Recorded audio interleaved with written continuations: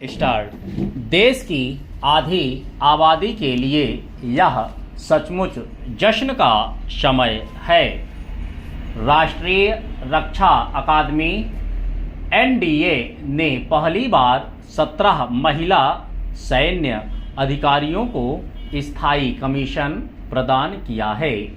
इनमें से 9 को सेना, 5 को वायुसेना और 3 को नौसेना में स्थायी नियुक्ति मिली है।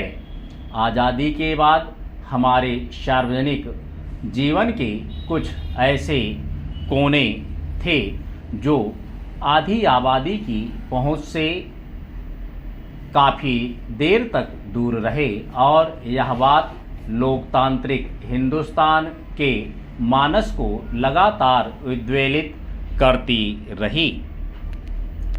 इनमें से एक कोना रक्षा का था। धर्म और रक्षा क्षेत्र में महिलाओं के साथ भेदभाव साफ साफ दिखता रहा। धर्म जहां कई मंदिरों, बंदरगाहों में उनके साथ भेदभाव करता रहा, तो रक्षा क्षेत्र के दरवाजे भी दशकों तक उनके लिए बंद रहे। आखिरकार उन्हें लंबी कानूनी लड़ाई लड़नी पड़ी। जाहिर है संविधान की कसौटी पर उनके साथ इंसाफ होना ही था। सुप्रीम कोर्ट ने फरवरी 2020 में एनडीए को महिलाओं के लिए खोलने का आदेश दिया था।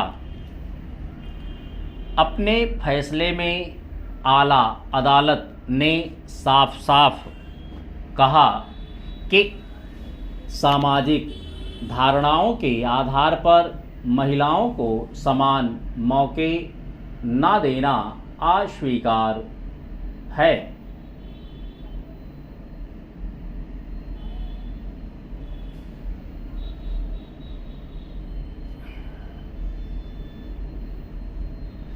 पहले महिला अधिकारियों की नियुक्ति शॉर्ट सर्विस कमीशन के जरिए होती थी और वर्षों की सेवा के बाद ही वे स्थायी कमीशन की योग्यता हासिल कर पाती थीं। इसी भेदभाव के खिलाफ उन्होंने आला अदालत का दरवाज़ा खटखटाया था। बहरहाल ये 17 वीरांगनाएं अगस्त 2022 में एनडीए का हिस्सा बनी थीं और स्थायी नियुक्ति पाने से पहले उन्हें सेना के कठोर प्रशिक्षण की कसौटियों पर खुद को खरा साबित किया है। अब वे नेतृत्व की भूमिका में होंगी। यह क्षण भारतीय लोकतंत्र के लिए इस लिहाज से भी ऐतिहासिक है क्योंकि देश के सर्वोच्च कमांडर के ओहदे पर द्रौपदी मुर्मू पदासीन हैं, जो स्वयं एक महिला हैं। निस्संदेह देश की आधी आबादी के लिए ये 17 बेटियां मिसाल हैं और उम्मीद है कि यहाँ से लड़कियों की संख्या बढ़ती जाएगी। इनकी स्थायी नियुक्ति से भारतीय सेना का यह दावा अधिक पुख्ता होगा कि वह लिंग भेद से परे योग्यता, अनुशासन और उत्कृष्टता को महत्व देती है। हालांकि इन कुछ बड़ी उपलब्धियों के बावजूद हमारे सामाजिक सार्वजनिक जीवन में समान भागीदारी के लिए महिलाओं को अभी लंबा सफ़र तय करना होगा। गौर कीजिए, आज भी पुरुष और महिला साक्षरता के बीच लगभग 13% का फासला है।